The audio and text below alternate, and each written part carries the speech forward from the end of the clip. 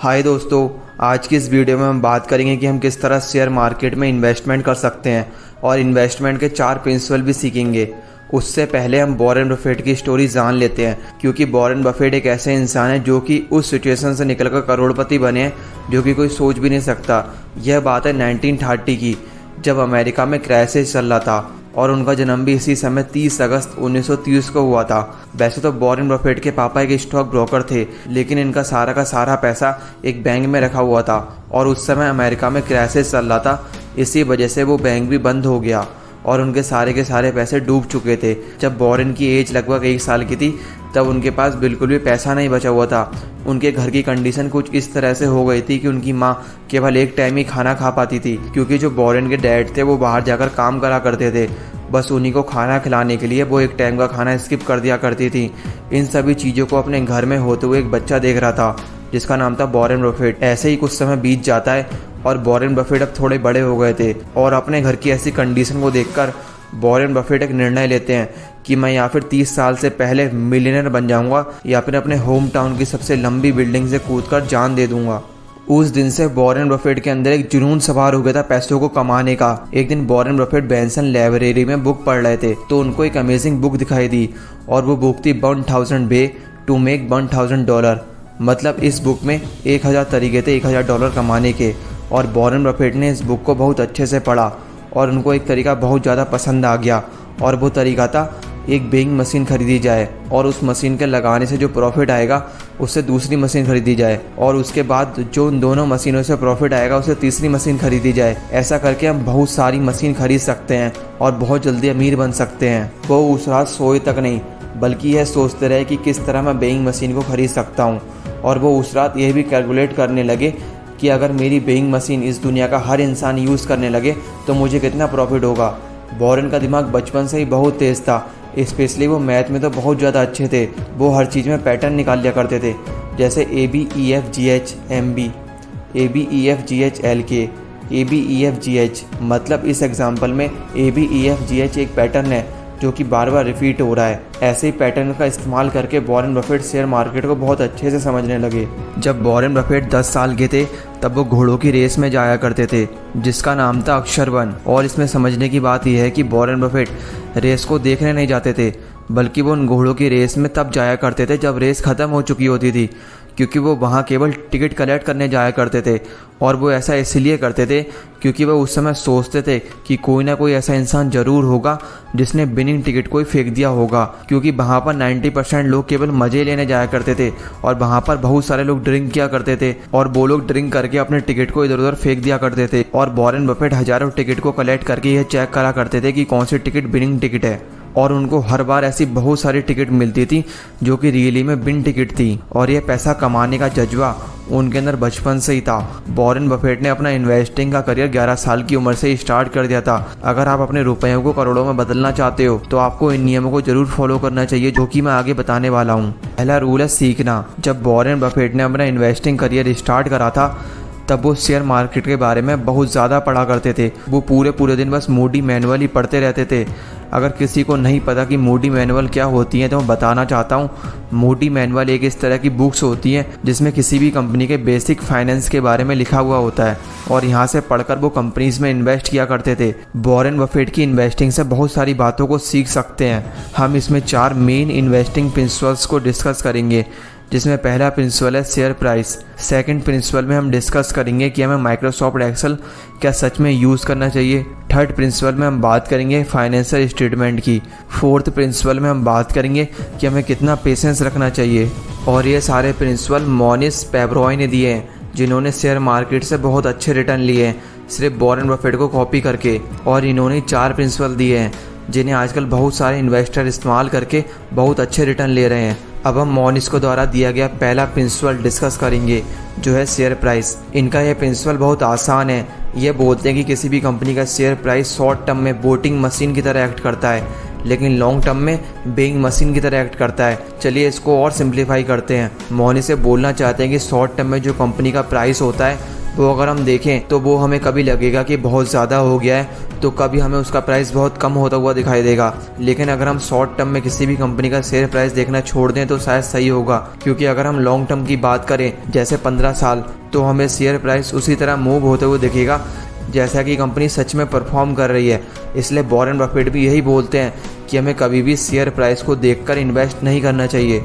हमें तभी इन्वेस्टमेंट करनी चाहिए जब हमें उसके बिजनेस के बारे में समझ आता हो। हमें यह भी देखना है कि कंपनी मार्केट में कैसा परफॉर्म कर रही है। सेकंड पॉइंट कहता है कि क्या हमें माइक्रोसॉफ्ट एक्सेल का यूज करना चाहिए या नहीं। मॉरिस ने वॉरेन बफेट से सीखा है कि किसी भी शेयर की इंट्रिंसिक वैल्यू को कैलकुलेट करने के लिए हमें माइक्रोसॉफ्ट एक्सेल का यूज नहीं करना चाहिए। मॉरिस यह बताते हैं कि हम कंपनी का एक्चुअल फ्यूचर पता करना चाह रहे हैं, इसलिए हम एग्जैक्ट नंबर को कैलकुलेट नहीं कर सकते। मॉरिस यह बताते हैं कि हमें माइक्रोसॉफ्ट एक्सेल की तो जरूरत ही नहीं पड़ेगी।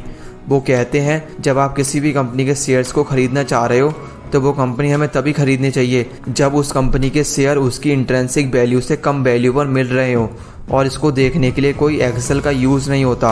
अब आप ऐसा मत करना इंट्रिंसिक वैल्यू को मार्केट में देखते समय। मान लेते हैं किसी भी कंपनी की इंट्रिंसिक वैल्यू 1000 रुपये है, लेकिन अभी उसका शेयर प्राइस चल रहा है 999 रुपये, तो यह शेयर खरीदना गलत होगा, क्योंकि इसमें हमें मार्जिन ऑफ सेफ्टी नहीं मिल रहा। थर्ड प्रिंसिपल में इन्होंने बताया है कि हमें कभी भी उन कंपनी में इन्वेस्टमेंट नहीं करनी चाहिए जिनकी हमें फाइनेंशियल स्टेटमेंट समझ नहीं आ रही हो। देखो, अगर फाइनेंशियल स्टेटमेंट समझ नहीं आ रही है तो उसका एक सीधा सा मतलब है तो वो कंपनी हमसे कुछ ना कुछ छुपा जरूर रही है। इसलिए वॉरेन बफेट हमेशा यही बोलते हैं कि कभी भी ऐसी कंपनियों में इन्वेस्टमेंट नहीं करनी चाहिए, क्योंकि ये कंपनी ज़्यादातर फ्रॉड होती हैं। इसमें शायद आपके सारे के सारे पैसे डूब सकते हैं। एक बार क्या हुआ, यह बात है 1987 की। एक बिजनेसमैन जिनका नाम था रामलिंग राजू, इन्होंने गलत बिल्स दिखाकर इन्वेस्टर को धोखा दिया था। इन्होंने 1987 में सत्यम कंप्यूटर नाम की एक कंपनी स्टार्ट करी और बहुत ही जल्द इस कंपनी की ग्रोथ आसमान छूने लगी थी और इस कंपनी का रेवेन्यू और प्रॉफिट 300% बढ़ रहा था। अभी रामलिंगा राजू ने एक स्कैम करने की सोची। उन्होंने फेक बिल्स बनाकर अपने रेवेन्यू को बहुत ज़्यादा बढ़ा लिया, अपने प्रॉफिट को तो उन्होंने बहुत ज़्यादा ही बढ़ा लिया था। उन्होंने लगभग 7561 फेक बिल बनवाए थे और फिर उन्होंने क्या किया, उन्होंने अपने स्टैक को बेचकर लगभग 1200 करोड़ का प्रॉफिट कर लिया और उन पैसों से उन्होंने हैदराबाद में बहुत सारी ज़मीन खरीदी। उन ज़मीन को खरीदने के लिए उन्होंने अपनी कंपनी बनाई जिसका नाम था मेटास, जो कि सत्यम का ही अपोजिट नाम है। फिर 2008 में रामलिंग राजू ने उन प्रॉपर्टीज़ को बेचकर सत्यम कंप्यूटर में फाइनेंशियल गैप को फुलफिल करने की कोशिश की, लेकिन अफसोस की बात यह है कि उस समय उनका यह प्लान फेल हो गया, क्योंकि 2008 एक ऐसा समय था जब फाइनेंशियल क्राइसिस चल रहा था। उस समय प्रॉपर्टीज़ के दाम बहुत कम हो गए थे। उसके बाद रामलिंगन राजू ने रिज़ाइन कर दिया और अपने 700 करोड़ के फ्रॉड को स्वीकार किया, और जो बेचारे इन्वेस्टर थे उनका पैसा तो डूबा ना। इसलिए वॉरेन बफेट हमेशा कहते हैं कि अगर किसी भी कंपनी के फाइनेंशियल स्टेटमेंट समझ नहीं आ रहे तो उसमें इन्वेस्टमेंट मत करो। अब हम फोर्थ प्रिंसिपल को डिस्कस करते हैं, जो है पेशेंस। आपको ये जानकर बहुत अजीब लगेगा कि वॉरेन बफेट ने सन 1970 से लेकर 1972 तक किसी भी कंपनी में कोई भी शेयर नहीं खरीदा। वॉरेन बफेट का कहना है कि हमें अच्छे रिटर्न तभी मिल सकते हैं जब हम ठीक डिसीजन ले सकें। हमें कभी भी जल्दबाजी में अपने पैसों को शेयर मार्केट में इन्वेस्ट नहीं करना चाहिए। वो यह कहते हैं कि अगर तुम्हें कोई अच्छी कंपनी नहीं मिल रही तो सिर्फ बैठे रहो, और जब तक अच्छी कंपनी नहीं मिल जाती अपने पैसों को इन्वेस्ट मत करो। इसीलिए तो जब वॉरेन बफेट को अच्छी कंपनी नहीं मिल रही थी तो उन्होंने पूरे 3 साल वेट किया, उसके बाद जाकर उन्हें कोई अच्छी कंपनी मिली और उसके बाद जाकर उन्होंने अपनी इन्वेस्टमेंट करी। वॉरेन बफेट हमेशा ये कोशिश करते हैं कि जिस कंपनी में वो इन्वेस्टमेंट कर रहे हैं उस कंपनी के शेयर उनको बहुत कम प्राइस में मिल जाएं। एक बार क्या होता है, वॉरेन बफेट एक इन्वेस्टमेंट करने के बारे में सोचते हैं। इसी इन्वेस्टमेंट को वॉरेन बफेट की सबसे कमाल की इन्वेस्टमेंट बोला जाता है, क्योंकि वो द वॉशिंगटन पोस्ट में इन्वेस्टमेंट करने के बारे में सोच रहे थे। वो कंपनी थी $80 मिलियन की, लेकिन जो उस कंपनी में एसेट्स पड़े थे उनका प्राइस ही $400 मिलियन था। इसलिए वॉरेन बफेट को इससे इतना ज़्यादा प्रॉफिट हुआ जो आप सोच भी नहीं सकते। इसी का एग्जाम्पल लेते हुए वॉरेन बफेट बोलते हैं कि मैं कभी भी उन कंपनी में इन्वेस्ट नहीं करता जिसका प्राइस ओवर वैल्यूड हो, और मैं उन कंपनी में भी कभी इन्वेस्ट नहीं करता जिसका रियल प्राइस भी उतना ही हो जितना उसका एक्चुअल प्राइस होना चाहिए। मतलब वॉरेन बफेट यह कहते हैं कि मैं तब तक वॉशिंगटन पोस्ट में इन्वेस्ट नहीं करता जब तक मुझे लगता कि इस कंपनी की वैल्यूएशन है $83 मिलियन, लेकिन वो कंपनी मुझे अभी $80 मिलियन में मिल रही है, क्योंकि ऐसी कंपनी में शेयर प्राइस बहुत सालों तक ऊपर नहीं जाता। और एक इन्वेस्टर को क्या चाहिए कि उसका पैसा ग्रो हो। इन कंपनीज में बहुत मुश्किल होती है अपने पैसों को ग्रो करने के लिए, इसलिए इस बात को ध्यान रखना चाहिए कि हमें तभी इन्वेस्टमेंट करनी है जब उसका प्राइस रियल प्राइस से बहुत कम चल रहा हो। क्या आपको पता है जिम सैमंस ने वॉरेन बफेट से 3 गुना ज़्यादा रिटर्न लिए थे, और वो भी 30 सालों तक। लेकिन फिर भी जिम सैमन की वेल्थ वॉरेन बफेट से बहुत ज़्यादा कम है। और पीटर थिल ने भी वॉरेन बफेट से लगभग 5 गुना से भी ज़्यादा रिटर्न लिए थे, और वो भी 22 सालों तक। लेकिन फिर भी पीटर थिल की वेल्थ वॉरेन बफेट से बहुत ज़्यादा कम है। अब आपके मन में एक क्वेश्चन आ रहा होगा कि ऐसा क्यों? उनको तो वॉरेन बफेट से बहुत ज़्यादा प्रॉफिट हो रहा है और उन्होंने भी तो लंबे समय के लिए इन्वेस्ट किया था। तो रुको, ऐसा इसीलिए हुआ क्योंकि वॉरेन बफेट बचपन से ही कंपाउंडिंग इक्वेशन को समझ गए थे, और इसी का फ़ायदा वो बचपन से ही उठाने लगे थे। इसी पावर को हम पावर ऑफ कंपाउंडिंग भी कहते हैं।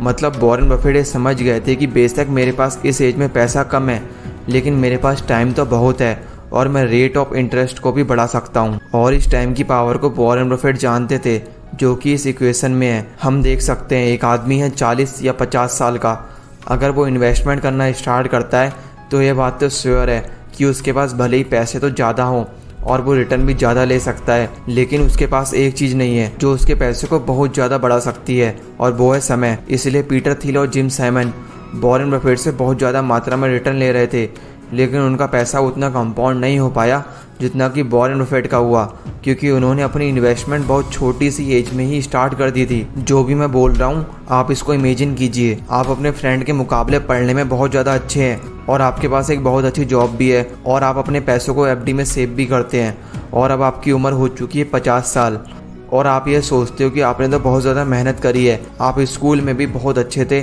कॉलेज की पढ़ाई में भी बहुत ज़्यादा अच्छे थे, आपके पास एक बहुत अच्छी जॉब भी है जिससे आप बहुत अच्छा कमा लेते हो। उसी समय आपके मन में एक ख्याल आता है कि मेरा एक दोस्त था जिसके साथ मैं स्कूल में भी पढ़ा था और कॉलेज में भी, चलो आज उससे बात करके पूछा जाए कि वो क्या कर रहा है। तभी आप अपना फ़ोन निकालते हो और उसको कॉल लगाते हो। आपकी थोड़ी डिस्कस होती है तो आपको पता चलता है कि आपका वो दोस्त इस समय एक मिलियनेयर बन चुका है। अब आप सोचते हैं कि यह तो बचपन में मज़े करता था और मैं मेहनत करता था, लेकिन फिर भी आज यह एक मिलियनेयर है और मैं करोड़पति भी नहीं बन पाया। ऐसा देखकर आप अपने दोस्त से पूछते हो कि मुझे एक बात बताओ कि तुमने ऐसा कैसे किया। तो वो बताता है कि मुझे बहुत मुश्किल से एक फायरमैन की जॉब मिली और मेरी सैलरी बहुत ज़्यादा एवरेज थी, लेकिन मैंने अपनी पास की कंपनी को नोटिस किया कि वो कंपनी बहुत ज़्यादा ग्रो कर रही है, और वो कंपनी हर साल नई नई लोकेशन पर नए नए स्टोर को ओपन कर रही थी, वो भी बिना किसी लोन लिए हुए।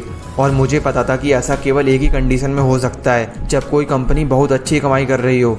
इसलिए उसकी फैमिली ने मिलकर उस कंपनी में 1.5 लाख का इन्वेस्टमेंट कर दिया, और वो समय के साथ उस कंपनी में अपने पैसों को इन्वेस्ट करता ही जा रहा था। क्योंकि वो कंपनी ग्रो हो रही थी, इसलिए उसका पैसा भी बहुत जल्दी ग्रो होने लगा, और उस ग्रोथ के कारण वो आज एक मिलियनर बन चुका है। अब आप सोच रहे हो कि मैंने तो अपना पैसा एफडी पीपीएफ में इन्वेस्ट करा था, काश मैं भी ऐसी किसी जगह पर अपना पैसा इन्वेस्ट करता तो शायद आज मैं भी मिलियनर बन चुका होता। और मैं आपको एक बात बता दूं, यह कोई फ्रिक्शनल स्टोरी नहीं है। इस स्टोरी को खुद पीटर लैंच ने अपनी बुक में बताया है, और जिस कंपनी की इस स्टोरी में बात करी थी उस कंपनी का नाम है टेम्पैक्स। आप भी आज से अपना इन्वेस्टिंग करियर स्टार्ट कर सकते हो। अगर आपको हमारी वीडियो अच्छी लगी हो तो वीडियो को लाइक करके चैनल को सब्सक्राइब जरूर करना।